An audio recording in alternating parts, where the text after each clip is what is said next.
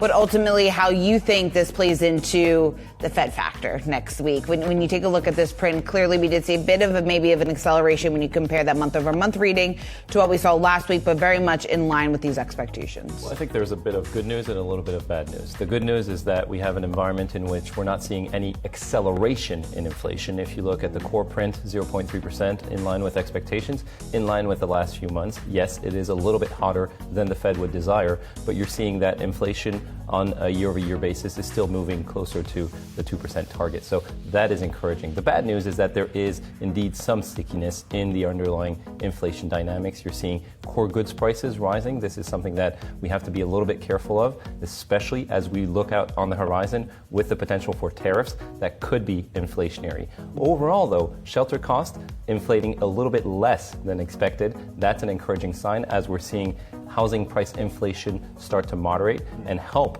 with the inflation dynamics overall.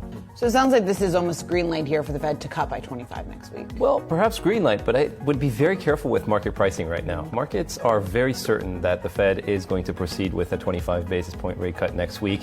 I think the odds are closer to a coin toss, honestly, because we have an environment in which Powell usually goes into these meetings with a little bit more agnosticism than the rest of his peers.